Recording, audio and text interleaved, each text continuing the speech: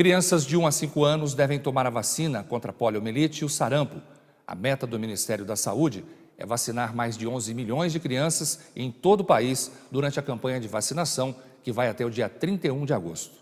Nesta família, a tarefa de avós é também levar os netos para tomar vacina. Essa responsabilidade sempre sobra para a Estela e o Marco. Desta vez, o neto Diego, de 2 anos e meio, recebeu uma gotinha que protege contra a poliomielite, conhecida também como paralisia infantil, e uma dose contra sarampo, que ainda evita a rubéola e cachumba. Acompanhar, né? Que a mãe sempre fica triste porque ele chora bastante, mas a gente acompanha. Estou acompanhando todas as vacinas, médico, sempre estou junto com ele. Porque o futuro do Brasil são as crianças, né?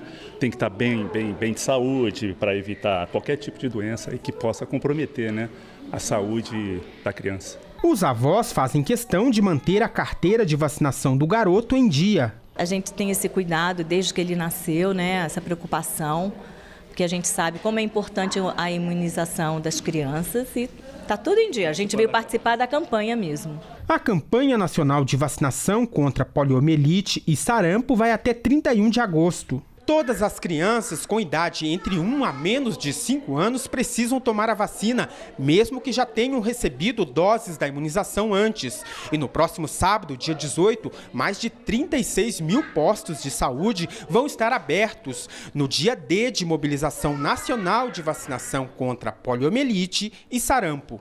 A ideia é que as crianças de 1 ano até menores de 5 anos compareçam aos postos de saúde para que todas sejam vacinadas, independente do seu estado vacinal, né? Se ela já tem ou não as doses recomendadas pelo Ministério da Saúde. É uma oportunidade a mais de nós darmos um reforço nas crianças, seja para paralisia infantil, seja para sarampo, e dessa forma mantermos as nossas crianças devidamente protegidas. São mais de 11 milhões de crianças com idade entre 1 ano a menos de 5 anos. E a meta do Ministério da Saúde é imunizar 95% delas. E assim, diminuir a possibilidade de retorno da polio e sarampo, doenças que já foram erradicadas no Brasil. Assim que ficou sabendo da campanha, Rodrigo levou a Débora, de 2 anos, para tomar a vacina em um posto de Brasília. Lá em casa, a mamãe não gosta muito de ver os pequenos tomando vacina, né? Mas aí eu que sou o responsável por sempre trazer. Calendário em dia. Calendário em dia, todos eles sem precisar tomar vacina. Essa aqui que estava um pouquinho atrasada, mas hoje a gente acerta tudo. A presença das mulheres no esporte já há tempo é uma verdade em diversas áreas esportivas. Mesmo assim, ainda existe o preconceito.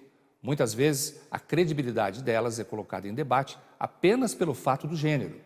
Mas o desempenho que essas mulheres apresentam no esporte profissional não deixa nada a desejar na comparação com os atletas masculinos.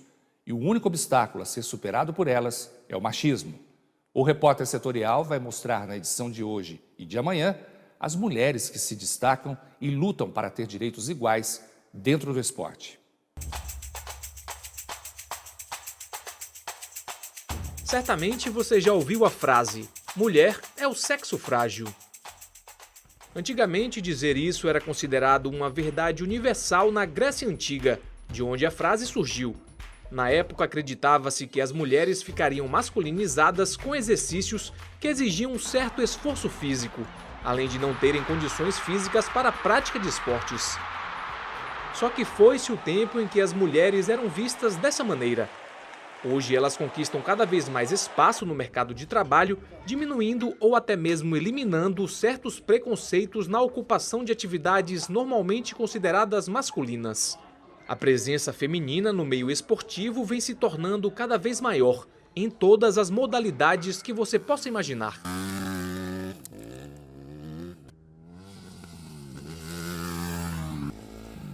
Danica Patrick, por exemplo, é referência no automobilismo. Com 36 anos de idade, ela é a única mulher nesse esporte que é um dos favoritos dos americanos. Danica Patrick fez história ao subir no pódio ao menos 2 vezes, tornando-se a primeira mulher a alcançar o feito.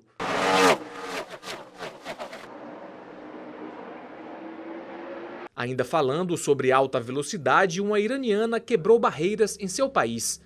E ela fez isso em cima de uma moto, dando saltos de mais de 15 metros.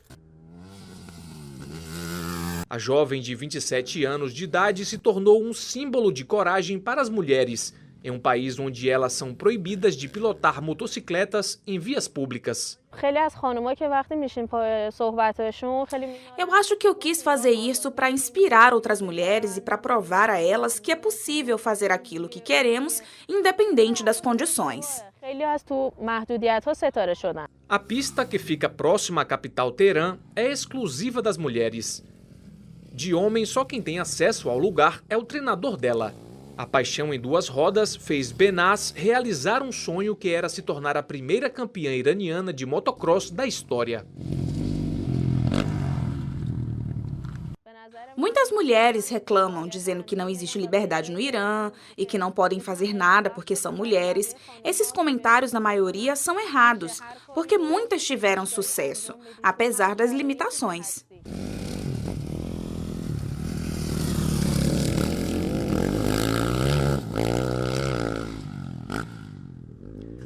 Já nas praias do Marrocos, um grupo de mulheres também ignora o conservadorismo e se joga contra as ondas para praticar o surf.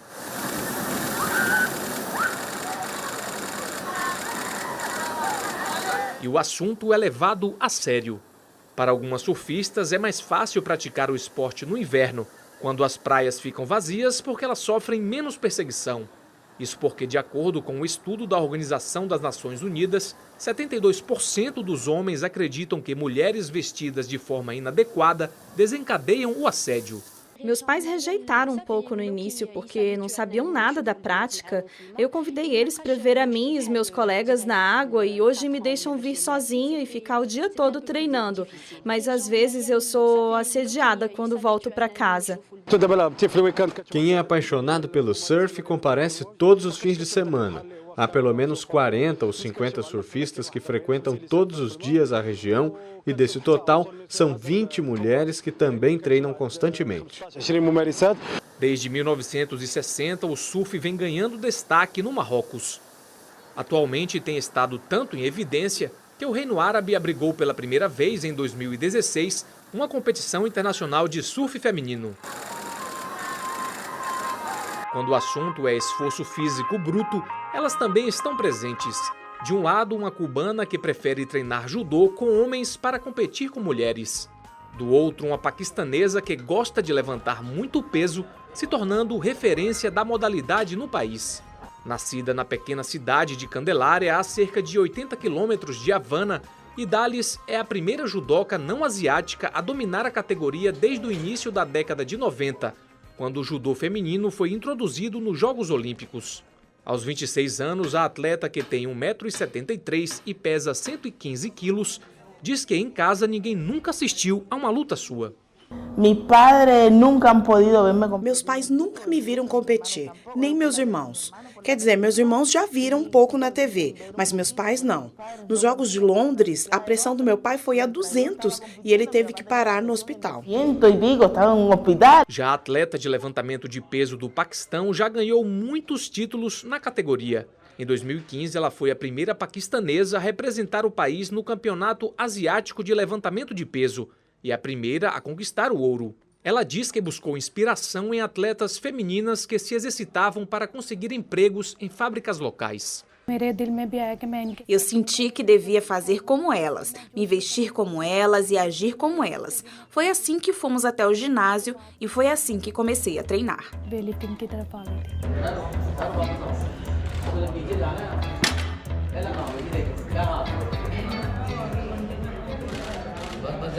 Apesar das vitórias e superações na vida de cada atleta, algumas também têm que conviver com assédios. Foi o que aconteceu com essa ex-tenista sul-coreana. Aos 10 anos de idade, quando começou a praticar o esporte, ela foi abusada sexualmente pelo técnico. Com as investidas constantes do treinador, ela acabou desistindo do sonho de seguir a carreira profissional. Hoje, com 27 anos de idade, ela entende o porquê de ter abandonado o esporte. Se eu pensar sobre isso agora, foi assédio sexual. Mas naquela época eu achava que o treinador estava sendo legal.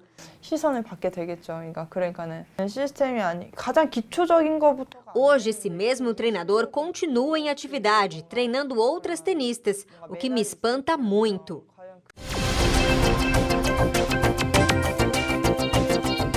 Na edição de hoje do Repórter Setorial, você viu 25% dos consumidores estão no rotativo do cartão de crédito.